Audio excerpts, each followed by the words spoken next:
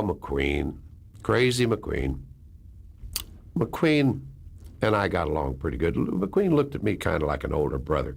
Hollywood has always been a place where legends collide, where towering egos, raw talent, and fierce ambition share the same cramped sets and smoky trailers.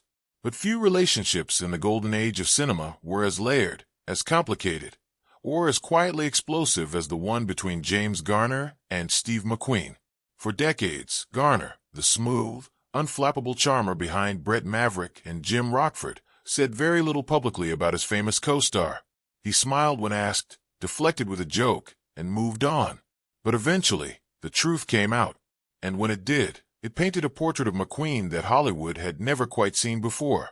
To understand what happened between these two men, you have to go back to where it all began, not on a film set, but in the lives they lived before the cameras ever found them.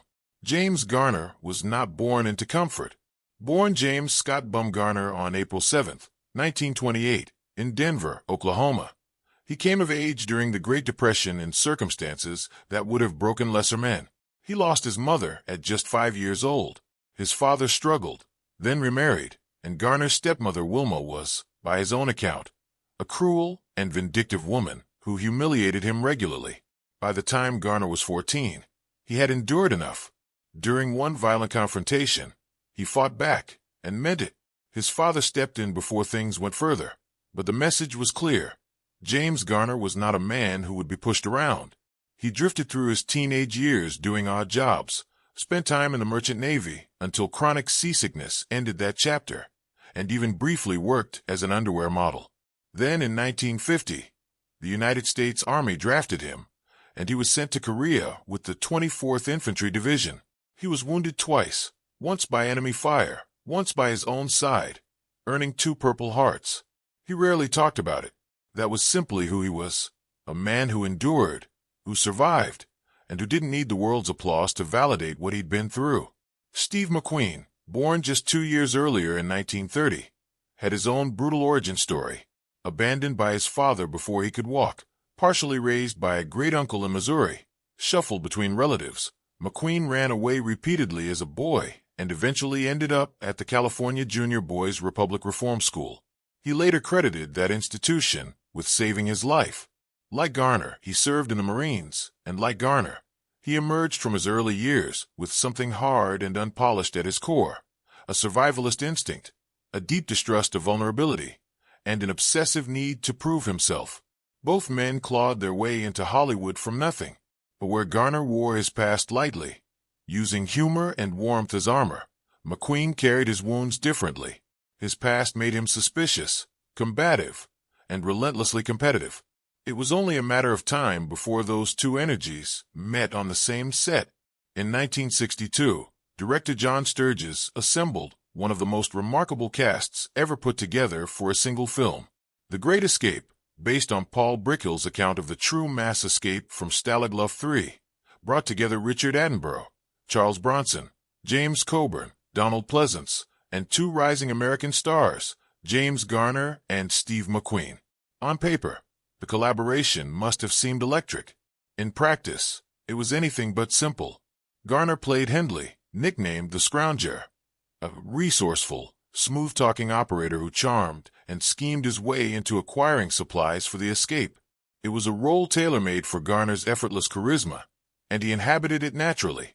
McQueen played Hiltz, the Cooler King, a rebellious loner who spent as much time being thrown into solitary confinement as he did contributing to the escape plan. It was a role that suited McQueen's brooding intensity, but McQueen himself wasn't satisfied. He wanted more. He always wanted more. By multiple accounts from people on that production, McQueen arrived in Germany with the attitude of a man already convinced he was the most important person on set. He stayed in a private chalet separate from the rest of the cast, drove to the set in a Rolls-Royce, and made it quietly but unmistakably clear that he considered himself a cut above his co-stars. The ensemble spirit that director Sturges was trying to cultivate ran directly against McQueen's personal ambitions. Tensions between McQueen and Sturges escalated as filming progressed. McQueen pushed for revisions to his character, arguing that Hiltz lacked the heroism and prominence the role deserved. He lobbied for more screen time, and more dynamic action sequences. Eventually, Sturges relented. The now legendary motorcycle chase sequence was expanded and refined largely at McQueen's insistence. It became one of the most iconic moments in cinema history, and McQueen rode it, literally and figuratively, to a new level of stardom. But that didn't mean his behavior had been easy on those around him. For many years, James Garner kept his feelings about McQueen largely private. He was diplomatic in interviews, occasionally warm, always measured.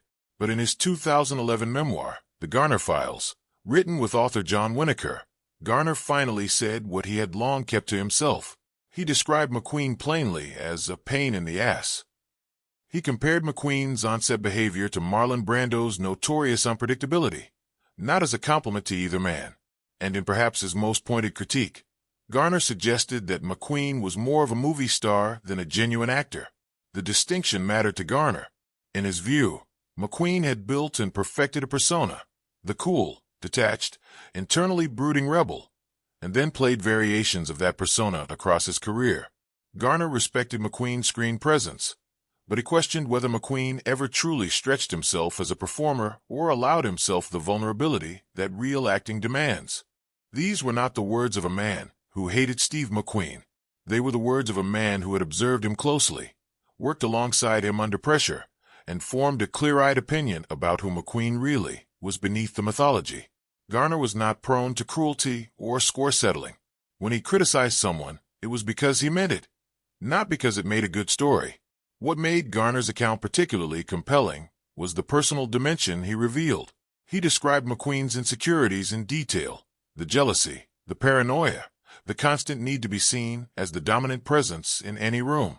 At one point, Garner revealed that McQueen's own wife, Neil, had confided in him about her husband's deep-seated insecurities, including unfounded suspicions of infidelity directed at people close to him. Garner himself was not immune to those suspicions. McQueen at various points accused Garner of things that had no basis in reality, accusations Garner dismissed not with anger, but with a kind of weary understanding. He wasn't a bad guy, Garner said in essence. He was just a very scared one. That framing revealed something important about how Garner processed McQueen. He didn't write him off as a villain. He saw McQueen as a damaged man whose early life had left scars that never properly healed. A man who could never fully trust anyone because trust had always been a dangerous thing in his experience. Garner, who had his own brutal origin story, had somehow found a way through to warmth and stability. McQueen, for all his talent and charisma, never quite did. One of the most revealing details in Garner's account of The Great Escape production concerned an offer that director John Sturges reportedly made during the height of the tension with McQueen. According to Garner, Sturges, frustrated with McQueen's demands and disruptive behavior, approached Garner with the idea of restructuring the film to make Garner its central character rather than McQueen. Garner turned it down. It would have been easy, perhaps even justifiable, to accept. Garner's role as Henley was already enormously likable, and his chemistry with the other cast members was genuine and visible on screen. But Garner recognized that making such a radical change mid-production would have caused chaos, and more importantly, it wasn't the right thing to do. He instead went directly to McQueen, sat down with him, and had a frank conversation about what was bothering him. What he learned was that McQueen felt his character was passive, that Hiltz didn't have the heroic agency that other characters in the film possessed. Once Garner understood that, he encouraged Sturges to address it constructively. The motorcycle sequences were expanded. McQueen was given his moment, and the film, ultimately, was better for it. That decision said everything about the difference between the two men. McQueen operated from a place of competition and self-preservation. Garner operated from a place of collective professionalism.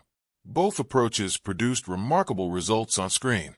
Only one of them made the people around them feel respected.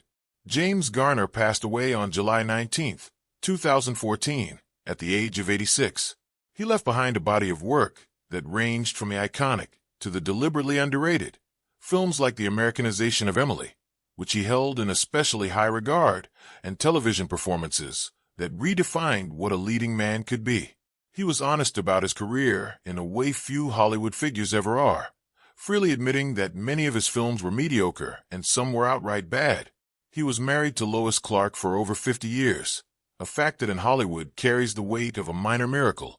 Steve McQueen died in 1980 at the age of 50, taken by mesothelioma almost certainly contracted during his years of racing and military service. His legend has only grown since his death.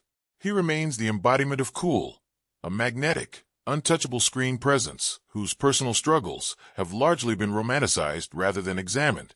Garner's account complicates that romanticization, but not cruelly. What he offered in the Garner files was not a takedown. It was the testimony of a man who knew McQueen when the myth was still being made, who saw the insecurity beneath the swagger, the fear beneath the cool, and the talent that, despite everything, was genuinely real. James Garner broke his silence on Steve McQueen not to diminish him, but to tell the truth. And the truth, as Garner understood better than most, was always more interesting than the legend.